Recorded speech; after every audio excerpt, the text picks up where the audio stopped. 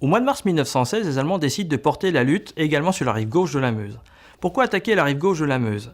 Eh bien, les Allemands souhaitent par là débloquer la situation. Et en attaquant sur la rive gauche, il s'agit également de s'emparer des batteries d'artillerie françaises qui leur infligent des pertes sur la rive opposée en prenant d'enfilade les ravins et les abords immédiats et le champ de bataille même. L'attaque allemande commence le 6 mars 1916 par un bombardement terrifiant. Les Allemands veulent s'emparer finalement du verrou défensif français sur la rive gauche, c'est-à-dire cette ligne de crête qui court du Morum, qui comporte 2 sommets, à la côte 304 plus à l'ouest.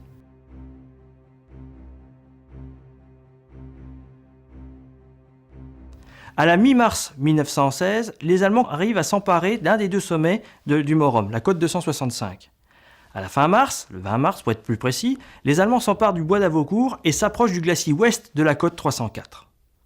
Les combats sont également importants sur la rive droite de la Meuse. En effet, les 8 et 9 mars 1916, les Allemands tentent de progresser en direction du village de Vaux et des pentes nord du fort de Vaux.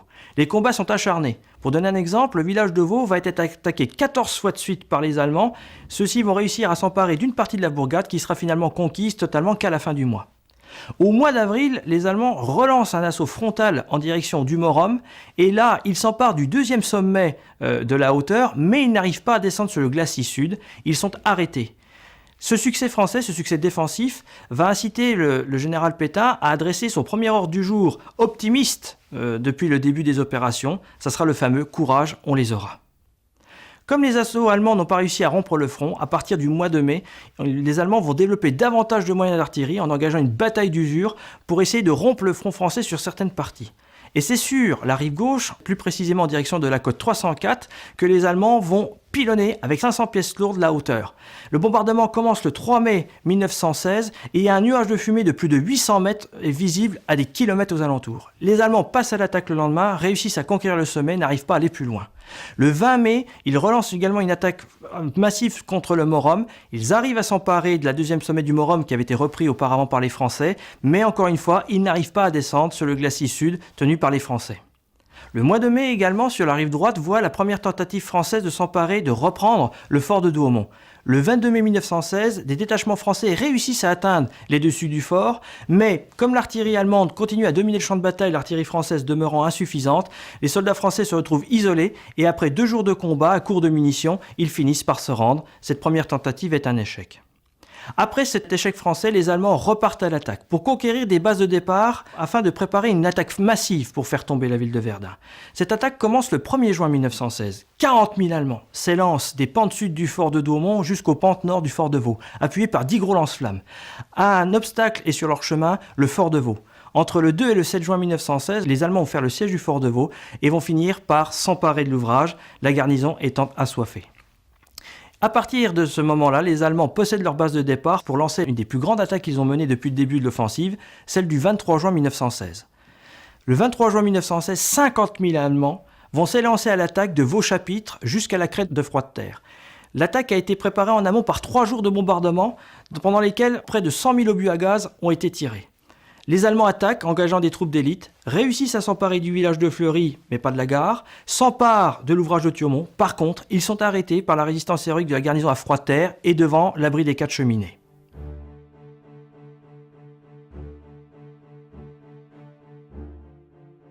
Une semaine plus tard, la bataille de la Somme commence. Les Allemands savent très bien qu'ils vont devoir engager des renforts plus dans le nord de la France pour pouvoir faire face à cette bataille d'usure qui commence. Ils tentent donc leur dernière chance devant Verdun. Les 11 et 12 juillet 1916, les Allemands repartent à l'attaque, avancent, s'emparent de la poudrière de Fleury, arrivent à un ouvrage d'infanterie qu'on appelle l'ouvrage D, dit le Morpion. Ils sont repoussés. À ce moment-là, ils ne sont plus qu'à 4 km 300 de la ville. Ils arrivent à monter sur les pentes de Souville, 5 km de la ville. Mais là, les quelques détachements allemands qui n'ont pas été étrillés sont contre-attaqués par des éléments français. Et, les attaques allemandes sont un échec. Ordre est donné, le 12 au soir, d'arrêter toute offensive sur le front de Verdun. Pour autant, la lutte va continuer, justement pour s'emparer à nouveau de points clés pour pouvoir relancer la contre-attaque française. Ainsi, le village de Fleury, entre le 23 juin 1916 et le 18 août 1916, va être pris et repris 16 fois de suite, avant sa reconquête définitive par le régiment d'infanterie coloniale du Maroc. Au mois de septembre, l'initiative passe totalement aux mains des Français. Ceux-ci vont préparer méthodiquement leur attaque pour s'emparer de deux lieux symboliques et en même temps des points clés du champ de bataille sur la rive droite, les forts de Daumont et les forts de Vaux. Le 24 octobre 1916, précédé par un barrage roulant d'artillerie, c'est la première fois qu'on utilise cette technique-là, alors que le brouillard est très épais, les Français réussissent à s'emparer du fort de Daumont. Par contre, ils échouent devant le fort de Vaux. Le 2 novembre, les Allemands évacuent le fort de Vaux. Le message est intercepté par les Français. Le lendemain, sans combat, les Français réoccupent l'ouvrage. Ce n'est pas pour autant la dernière offensive française. 15 décembre 1916, les Français s'élancent à nouveau à l'attaque afin de dégager complètement les forts de Vaux et Daumont. Par moins 20 degrés, les Français s'élancent à l'attaque. C'est un succès. Plus de 11 000 prisonniers sont faits. 2 villages perdus dans les premiers jours de la bataille sont reconquis, Bezonvaux et Louvemont. Le 18, lorsque la ferme des Chambrettes est capturée par les Français, la bataille pour l'année 1916 est terminée.